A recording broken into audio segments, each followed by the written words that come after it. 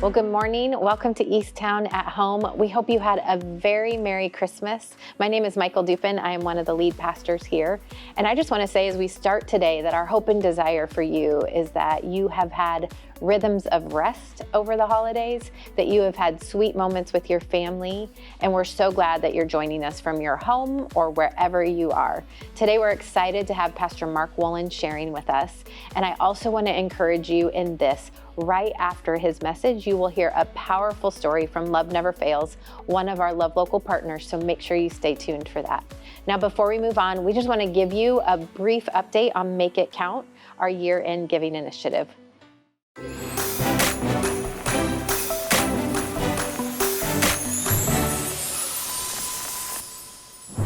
As we come to a close of another year, we want to pause and simply say thank you.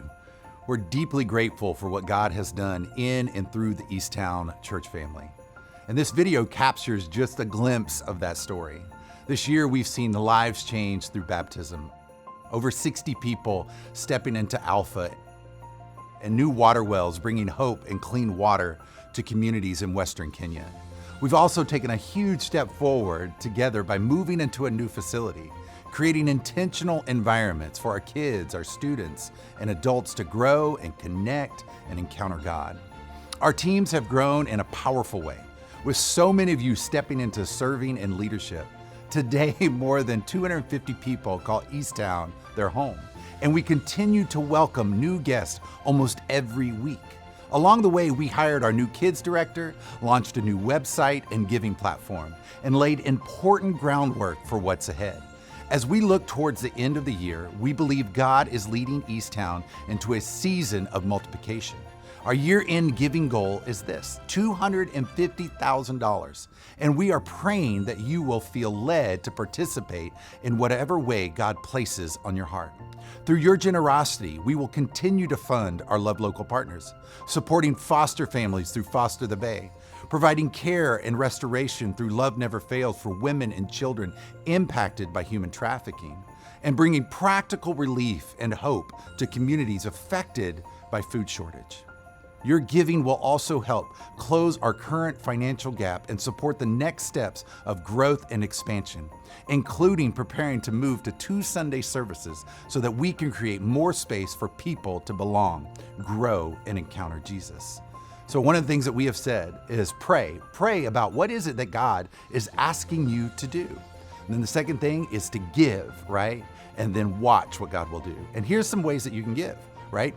All of this is tax deductible. You can give online. It can either be a one-time gift. That's what we're asking for, is that Make It Count is a year-end giving initiative above and beyond your normal giving. But maybe for some of you, you've never started reoccurring giving. That's what fuels our mission here at Eastown. Another way to give is through stocks, donated, appreciated assets like stocks or mutual funds. Another way you can give is through corporate gift matching. Did you know maybe your organization or company actually will match your giving? You can check with your employer, or you can even ask us. Just simply email Samantha@eastown.church. Thank you, Eastown family, for your faith, your generosity, and commitment. Because of you, real transformation is happening, and we're expectant for all that God has ahead in 2026.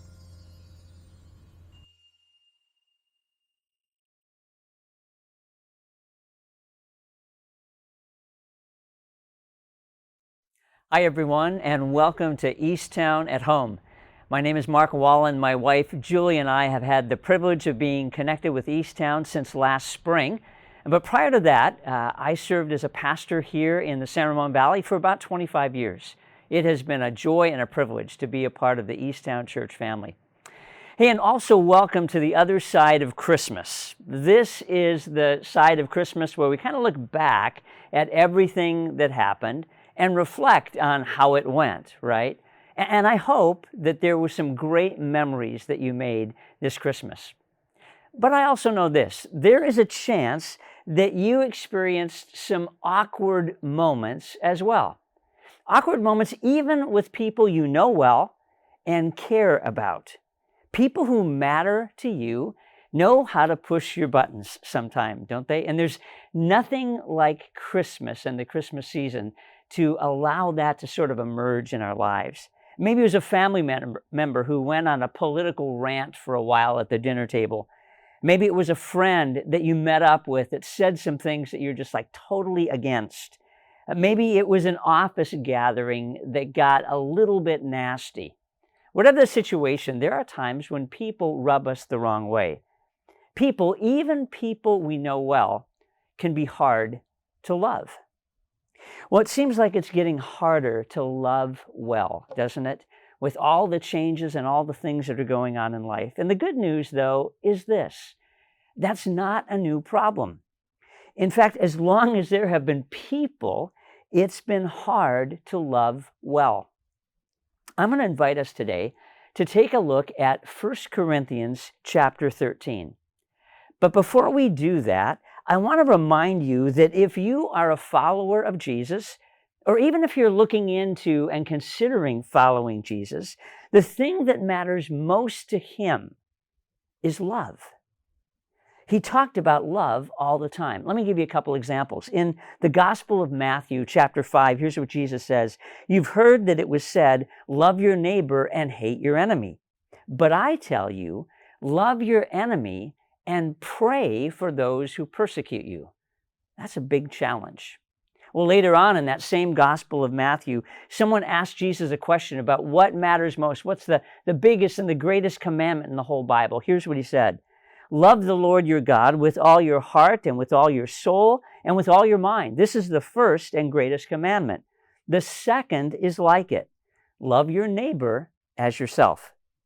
All the law and the prophets hang on these two commands. That's what Jesus said. In other words, if you could sum up the whole Bible in just two phrases, it would be this: love God and love people. That's what it's all about, according to Jesus. Love God and love people. It was the constant drumbeat of Jesus' life. So, if you're following Jesus, the one thing you need to get right is love. Now, in the first century, there was a follower of Jesus named Paul. And what he did is he went around to the ancient world and he started churches, one after another after another. And he was starting a church in this amazing city back in the ancient world called Corinth. He was there for about 18 months. Great things happened as Paul began that church. And he was there for 18 months, then he moved on. And that's when things started to fall apart. There were factions and divisions that erupted all over the church. There were major moral failures by people in the church. Relationships got torn apart in the church. Corinth and the church there became a mess. But here's the thing. In spite of that mess, Paul didn't give up on them. He kept on loving them. In fact, a Bible commentator named Eugene Peterson writes this about what Paul did with that church when everything started unraveling. He writes this: Paul doesn't disown them as brother and sister Christians. He takes them by the hand and goes over all the old ground again, directing them in how to work all the glorious details of God's saving love into their love for one another. All the glorious details of God's saving love have to be worked into our lives. That's what Paul did at Corinth, and that's what you and I need to do today. So let's look at just the first 3 verses of 1 Corinthians chapter 13 for some insight about how people with even the best intentions can get messed up when it comes to love. Let me start with 1 Corinthians 13, verse 1. Here's what Paul writes. If I could speak all the languages of earth and of angels, but didn't love others, I would only be a noisy gong or a clanging cymbal. Paul tells us that even the gift of eloquent spiritual words without love is just noise. He goes on in verse 2, and he writes this: if I had the gift of prophecy, and if I understood all of God's secret plans and possessed all knowledge, and if I had such faith that I could move mountains, but didn't love others, I would be nothing. So Paul says great faith, great knowledge, great abilities without love doesn't amount to anything.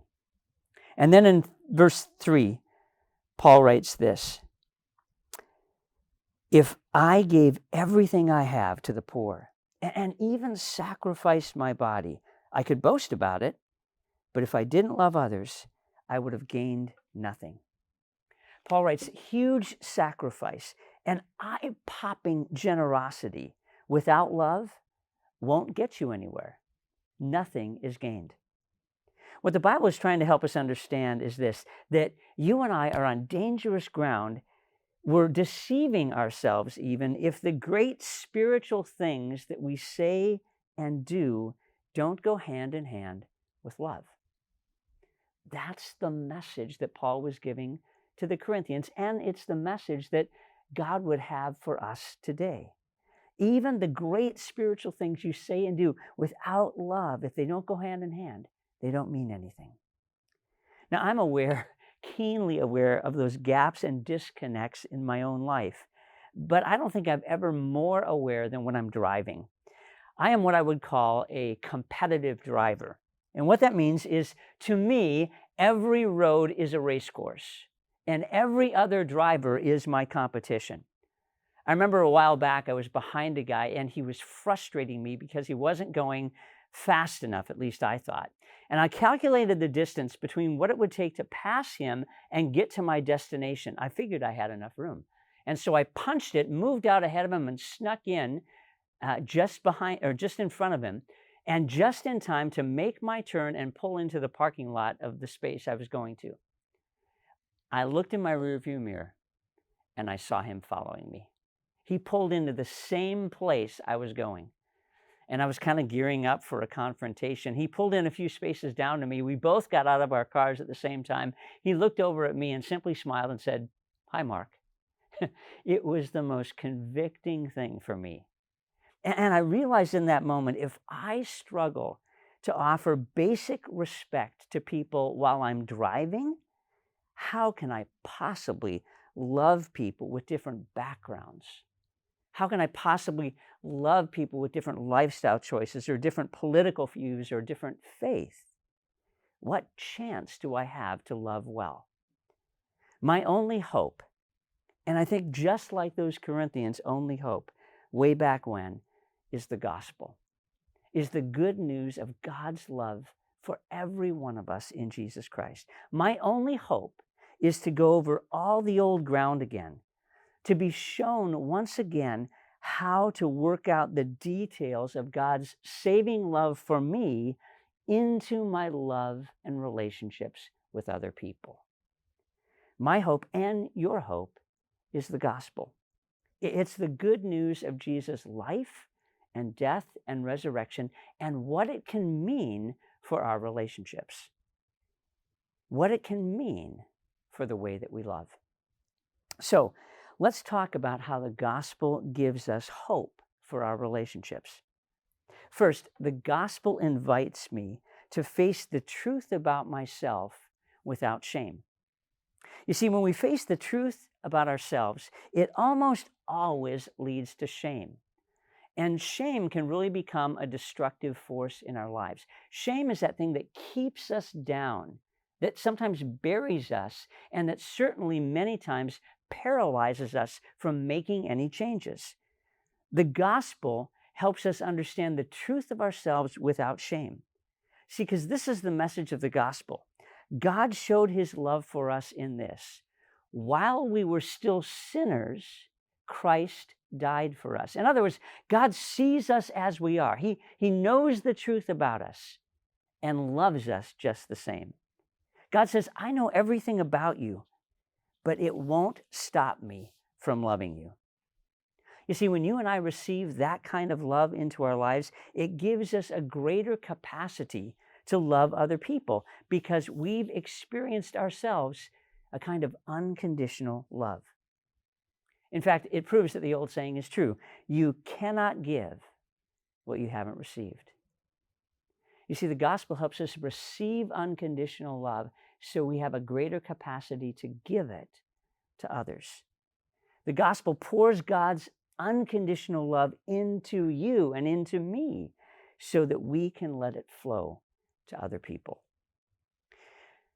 The second reason the gospel gives us hope for hard and difficult relationships is that it's durable enough to accept people's differences. Now, we just came through the Christmas season, and at Christmas, let me just remind us that we celebrated the birth of Jesus. What that means is that God came to earth in the flesh. Jesus is God with us.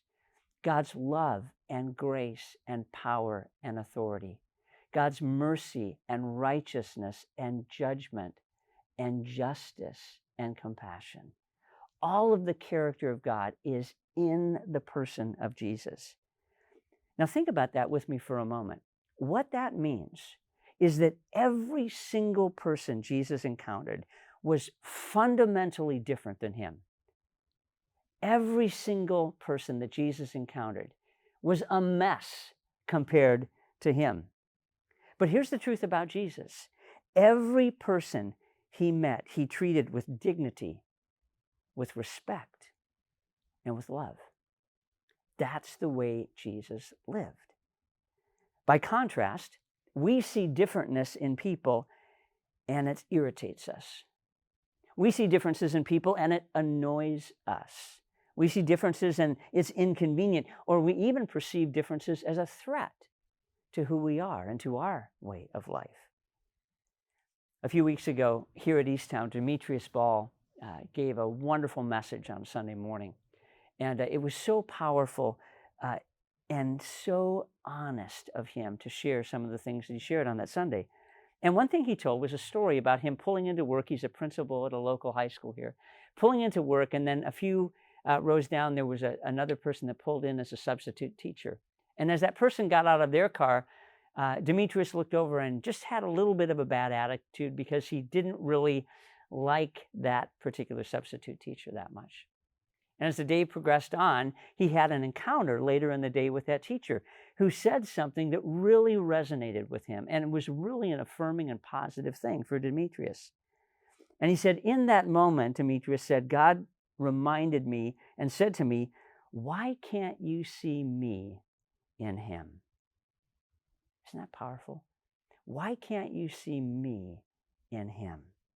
You see, in that moment, Demetrius was reminded that every single person on the planet is made in the image of God. So when you center your life around Jesus, when you invite him not just to live in you, but to live through you, every person has dignity and every person bears God's image. That's what the gospel does for us. Finally, the gospel, the good news about Jesus, is our hope because it's about transformation, not self-improvement. The gospel is about transformation, not self-improvement. Let's be honest with ourselves. You and I cannot willpower ourselves into better relationships, into more loving relationships. We all know how hard we've tried at times, and we just can't willpower our way into more loving relationships. Well, some of Jesus' final words to his disciples before he went to the cross underscore this truth. Let me read for you from John chapter 15. Here's what Jesus says, "Remain in me, and I will remain in you. For a branch cannot produce fruit unless if it's severed from the vine, and you can't be fruitful unless you remain in me. Yes, I'm the vine, you are the branches. Those who remain in me and I in them will produce much fruit." And here's the key line, "For apart from me, you can do nothing." Jesus says, apart from me, you can do nothing. The fruit, so to speak, of better, more loving and healthy relationships doesn't come from willpower. The fruit doesn't come from a self-improvement commitment. It comes from Jesus himself living in him, and then inviting him to live his life through us. Remain in Jesus, and we bear much fruit. Apart from him, we can do nothing. You see, the gospel isn't about self-improvement. It's about transformation. So let's wrap up with a couple of steps that you and I can take just concrete things that we can do for better relationships. First, it's helpful each day to remember a moment where you experienced God's love for you personally. Maybe it came through a sunset. Maybe it came through a walk out in nature. Maybe it came through a hug from your kids, or a text from a friend, or a Bible verse, or a song. Ask yourself on a daily basis, how did I experience God's love for me today? You see, here's the reason we do that. Because we all know how far from perfect we are. But God is full of grace and keeps showing us his love. And you give what you receive. And then, secondly, it's good to review your day and how you were with people during the day by asking yourself this simple question: how did I respond to the opportunities to love people today? How did I respond to the opportunities to love people today? If it was a good day in that regard, you may want to just take a moment and thank God. God, thank you that with your help, with you living in me, I was able to love people well. And if it didn't go well, ask God to help you see that person through his eyes and through his heart. Now, I want to remind you, these are not big, gigantic steps. They're small things that over time can change us from the inside out. In fact, I would go so far as to say, if you could just do one New Year's resolution this year, it would be to love people better. And it would be to just take these two simple steps and put them into action in your life. I want to close today by reading some of the rest of 1 Corinthians 13. And I hope that as I do, it gets you excited and it gets you encouraged about the person you can become as a follower of Jesus. Let me read from 1 Corinthians 13. Love is patient and kind. Love is not jealous or boastful or proud or rude. It does not demand its own way. It's not irritable, and it keeps no record of being wronged. Love does not rejoice about injustice, but rejoices whenever the truth wins out. Love never gives up, never loses faith, is always hopeful, and endures through every circumstance. 3 things will last forever: faith, hope, and love. And the greatest of these is love. Amen. Well, thanks so much for being with us today for Eastown at Home. And we'll see you next Sunday at Eastown for our new series, Running on Empty. And by the way, we just want to thank you so much for your great generosity to Eastown. As I mentioned, Julie and I have been here since last spring, and we love to see what God is doing and love to give to continue to fuel the good work that God is doing here. God bless you and have a great week.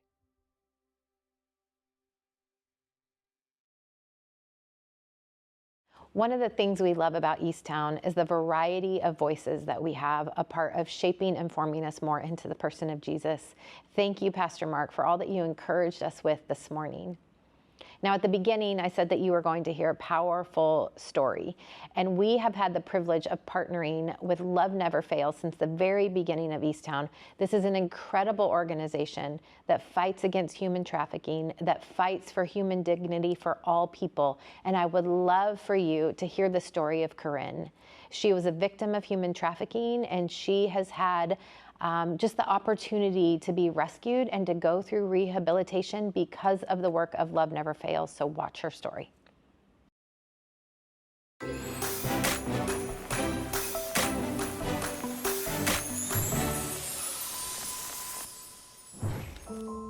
For me, growing up, at home it was okay, but like at school, I've always been like a very eccentric person. My personality has always been different, and I kind of always stood out. So making friends was a little hard. It's like I had a few, maybe 2, but others would bully me because I was different. When I continued on to middle school, The bullying continued. My emotions are all over the place, and I'm trying to reach out in any way possible to get like any attention, like negative attention, flirting, sneaking out. And eventually I ended up sneaking out and talking to the wrong person. I made a plan to meet up with him, and he said we were gonna go maybe drink and, go to a view or something. So I was like, cool. He said he was going to pick up his cousins first, and I was just like, okay. I thought it was a little weird. Then he takes me to International on 30th and Derby, and he tells me to get out and make money for him. I was confused because I'm like 14. I'm like, I don't know what you're talking about. He's like, get out, wave him down. If he asks you for some services or whatever, then get the money from him first and I'll be following, And if you try to escape or run away, then they were gonna hurt me. So I was just thinking like, don't run. And in the back of my mind, during that, I was just thinking I might never make it back home. While I was out there, this guy, he tells me, I'll take you home. I'm just gonna wait for my cousin to bring the car around and I'll take you back home. He didn't even ask me actually where my house was. All I told him was, Concord. And yeah, we didn't end up going home. So after that, he takes me to Sacramento. He has his sisters do my makeup and stuff, and he travels me across the states, Arizona, LA, and I remember I had a date set up for me by my pimp. And we heard a knock at the door. The pimp's cousin actually answered the door, and they asked for me. They said, is Corinne, my last name, here? And they said no. And they were like, she's 16 years old. And my mom popped her head through the door and was like, that's her. So from there, they ended up transferring me to the hospital because my pimp had got me on drugs and stuff like that. From there, they transferred me to Southern Peaks Regional Treatment Center in Colorado. It's a lockdown facility for drugs and for kids who have been trafficked. After that, I came back, I got back on drugs. Then I got pregnant with my first son, Delaney, and I stopped completely. After I had Delaney, I kept running to messed up relationships, and I had another son. I had my son Dream, and then I got in another relationship, and I was pregnant with my daughter. I was calling places to find housing for me and my kids. As I was praying to God, I was just asking him, for a program or something. Literally, not even 30 minutes later, my mom calls me, and she's like, Rennie, I found a program, the one I used to work at. They have a spot for you, and since then, since August 29th, I've been at Love Never Fails. When I first went, there's like a 30-day dim out where you don't have your phone. Staff is with you everywhere you go. But that 30 days, honestly, it was so refreshing because I just got a time out, from everything outside. I didn't have to worry about anything.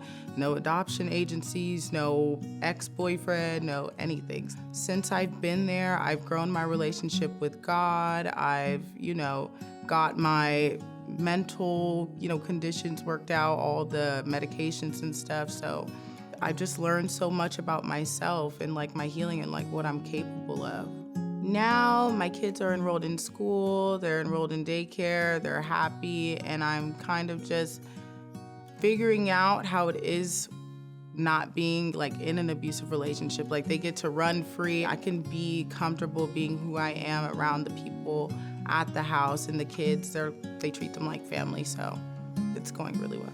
Right now, I'm in school for tech. I did not know anything about computers before coming to the program, but I should have 7 certifications by December.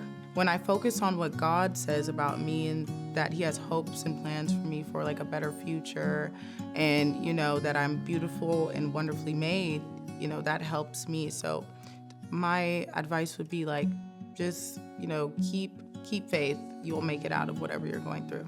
And there's a plan for you on the end.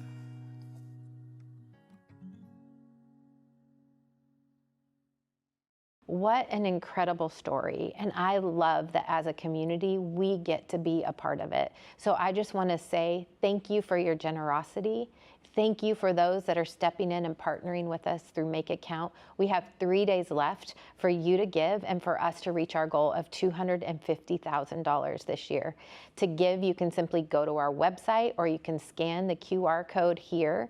But we just want you to know, when you give and you partner with us through Make It Count, you are not only fueling the mission of Eastown forward and what happens within our community and the incredible stories of life change that we are seeing there, but you are allowing us to continue to support our Love Local partners who are working tirelessly to push back against the darkness in our world, to bring light to the places that are not as they should be. And so we just want to say thank you for your generosity. We're so grateful that we get to do this together.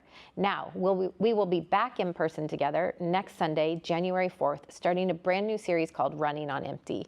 In our culture that values like striving and pushing and moving faster and filling your calendar, we know that for a lot of us, there's some warning signs maybe we're not paying attention to. There's some gauges in our lives where we are running on empty. And so our desire is that together we would discover new rhythms of rest and renewal, reliance on God, and that our souls would just have a chance to catch up with how fast our bodies are running, that we would slow down and pay attention. So join us, invite your friends, invite your neighbors, and we will see you January 4th.